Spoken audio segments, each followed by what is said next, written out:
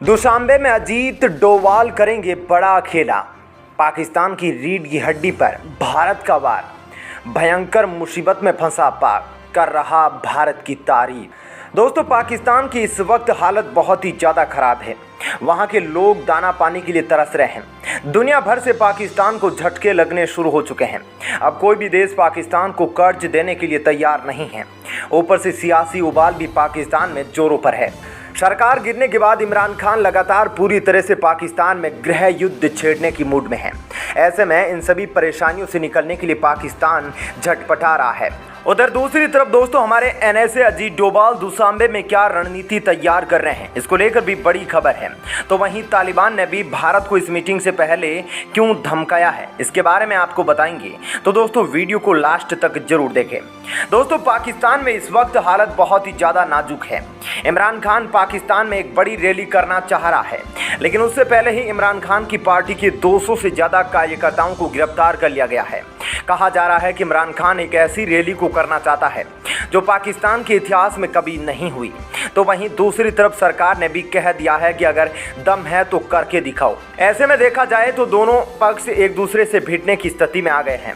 ऐसे में अगर ये क्लेश और ज़्यादा बढ़ता है तो पाकिस्तान एक गृह युद्ध की ओर जाएगा। हालांकि ये बातें अभी भविष्य के संदर्भ में हैं, लेकिन पाकिस्तान इस वक्त गहरे संकट में है।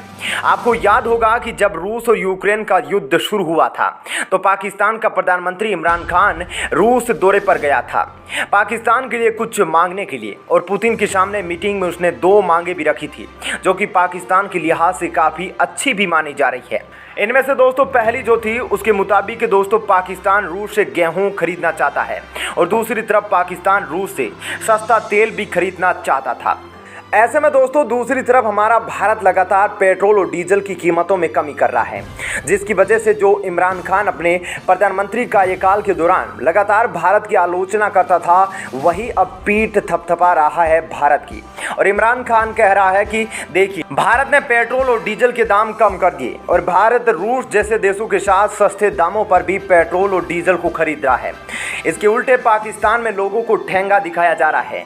कुछ भी सस्ता नहीं हो रहा है, चाहे पेट्रोल हो या फिर डीजल। वैसे दोस्तों आपको बता दूं कि पाकिस्तान का जो फॉरेन रिजर्व है वह लगभग 10 से 12 बिलियन डॉलर के बराबर है, जिसमें से भी 3 बिलियन डॉलर सऊदी अरब का कर्ज है। इसमें कुछ हिस्सा चीन का भी है। ऐसे में जो पाकिस्तान का वास्तविक फॉरेन रिजर्व है वह बहुत ही कम 5-6 बिलियन डॉलर ही होगा शायद। दोस्तों, ऐसा नहीं है कि भारत के पास भी शुरुआत से ही अच्छा खासा फॉरेन रिजर्व था। 1991 के दौरान भारत के पास भी 5 बिलियन डॉलर का ही फॉरेन रिजर्व था। तो वहीं दूसरी तरफ पाकिस्तान के पास 2 बिलियन डॉलर का था, लेकिन भारत ने लगातार मेहनत से इसको 600 बिलियन डॉलर के आंकड़े तक पहुंचा दिया। वहीं पाकिस्तान अभी वहीं पर खड़ा है, और इसकी वजह है पाकिस्तान की सोच। दोस्तों, ये दिखाता है कि पाकिस्तान और भारत में कितना बड़ा अंतर है। इसी वजह से पाकिस्तान के सामने और भी समस्याएं खड़ी होने वाली है। पाकिस्तान का कोयला इंपोर्ट, तेल इंपोर्ट, अनाज इंपोर्ट सब बिल्कुल घट गया है, और इन सब वजहों से पाकिस्तान में जो बिजली संकट है वह अपने सबसे बड़े स्तर पर पहुंच गया है। ऊपर से चीन की कंपनियां भी पाकिस्तान को बिजली बेचा करती थी, उन्होंने भी हाथ खड़े कर दिए हैं और कह दिया है कि पाकिस्तान की सरकार जो बकाया है पहले वह लौटाए, उसके बाद ही हम पाकिस्तान के अंदर उजाला करेंगे। दोस्तों, बिजली की वजह से पाकिस्तान की कई इंडस्ट्रीज तबाह हो रही है, और सबसे ज़्यादा असर टेक्सटाइल इंडस्ट्री पर पड़ रहा है। पाकिस्तान की टेक्सटाइल इंडस्ट्री बंद होने की कगार पर आ खड़ी हुई है। दोस्तों, आपको मालूम है कि इससे ऊर्जा संकट की वजह से पाकिस्तान को करोड़ों अरबों का नुकसान होने वाला है। टेक्सटाइल इंडस्ट्री बंद होने से पाकिस्तान में रोजगार की तो कमी होगी ही, साथ ही महंगाई और भी ज़्यादा पैसों का भी नुकसान होगा। हालांकि पाकिस्तान की नई सरकार, शहबाज शरीफ की सरकार, लगातार कोशिश कर रही है कि इस संकट से बाहर निकला जाए, और उसने इसके उपचार के लिए अभी ऐलान किया है कि जो वर्किंग डे हैं उनको कम किया जाए। इसकी वजह से ऊर्जा को बचाया जा सकेगा। ऐसे में पाकिस्तान के विशेषज्ञों का अनुमान है कि पाकिस्तान को 2.7 बिलियन डॉलर तक का फायदा होगा।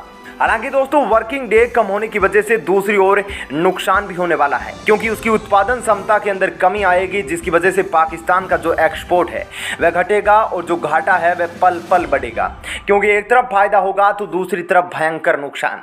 ऐसे में पाकिस्तान की स्थिति ऐसी हो गई है कि इधर जाए तो कुआं, उधर जाए तो खाई, निकलने का कोई चांस नहीं है। आपका क्या कहना है इस खबर पर जरूर बताइएगा। तो दोस्तों ये तो थी पहली खबर। अब दूसरी खबर की ओर रुख करते हैं। दोस्तों तालिबान ने भारत को धमका दिया है। अब दोस्तों तालिबान की यह जो धमकाने की टाइमिंग है ऐसे वक्त में है जब हमारे देश के एनएसए अजीत डोभाल की मीटिंग होने वाली है दुशांबे के अंदर। दोस्तों आपको याद होगा कि जब अफगानिस्तान के अंदर तालिबान ने अपना राज्य स्थापित किया था तो उसके कुछ समय बाद हमारे एनएसए अजीत डोभाल ने एक बहुत ही बड़ी मीटिंग बुलाई थी और मीटिंग के अंदर चीन और पाकिस्तान को छोड़कर सेंट्रल एशिया के लगभग सभी देशों ने भाग लिया था। यहाँ तक कि रूस के एनएसए ने भी इस मीटिंग के अंदर हिस्सा लिया था और इस मीटिंग के अंदर इस मुद्दे पर चर्चा की गई थी कि तालिबान का जो मसला है वह इस क्षेत्र के अंदर कोई बड़ी समस्या ना खड़ी कर दे, इसके लिए पहले से ही पर्याप्त उपाय किया जाए। दोस्तों उस टाइम अजीत डोभाल की यह मीटिंग काफ़ी ज़्यादा सफल भी मानी जा रही थी और काफ़ी हद तक इसके जो टारगेट थे उसको अचीव किया गया।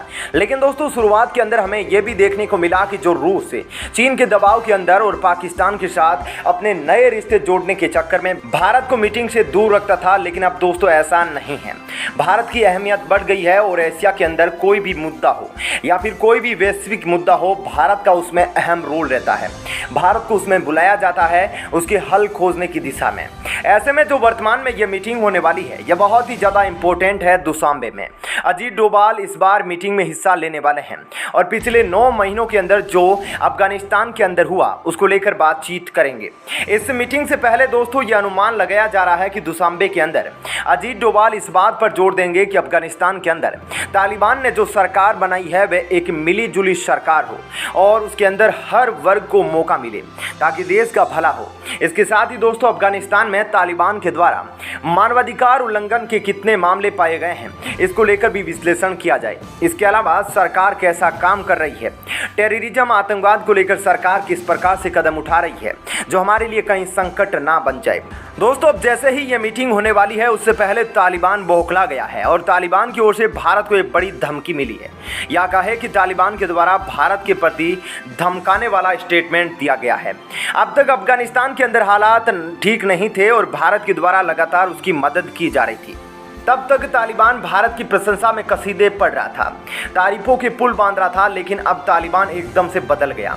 तालिबान को भी यह शक है कि भारत अफगानिस्तान के जो पुराने नेता थे, जो लीडर थे, उनके साथ संबंध रख रहा है और उसके खिलाफ काम कर रहा है। क्योंकि आपको मालूम है कि अफगानिस्तान के लोकतांत्रिक सरकार के दौरान भारत का काफ़ी अच्छा बॉन्डिंग अफगानिस्तान के साथ रहा था और कई प्रोजेक्ट अफगानिस्तान के अंदर भारत ने रन किए थे। दोस्तों तालिबान की ओर से भारत को ये कहा गया है कि आपके जो भी प्रोजेक्ट थे आप फिर से उनको चालू कीजिए, हम आपको सुरक्षा देंगे। हमारे देश के अंदर अपना दूतावास खोलिए, हम आपको सुरक्षा देंगे। लेकिन आप अफगानिस्तान के पुराने नेताओं के साथ नाता संबंध तोड़ लीजिए, उनके साथ अपने रिश्तों को तोड़ लीजिए। अब दोस्तों तालिबान के इस कहने के पीछे एक कारण यह भी हो सकता है कि तालिबान कहीं ना कहीं भारत को यह कहने की कोशिश कर रहा है कि आप हमें मान्यता दीजिए। लेकिन दोस्तों भारत जो मदद अफगानिस्तान की कर रहा था वो उसकी सरकार की वजह से नहीं बल्कि वहाँ के निर्दोष लोगों की कर रहा था जो कि बेमौत मारे जा रहे थे और अनेकों समस्याओं का सामना कर रहे थे। ऐसे में आपका क्या कहना है इस खबर पर ज़रूर बताइएगा। साथ ही वीडियो को लाइक और शेयर जरूर करें। धन्यवाद। जय हिंद।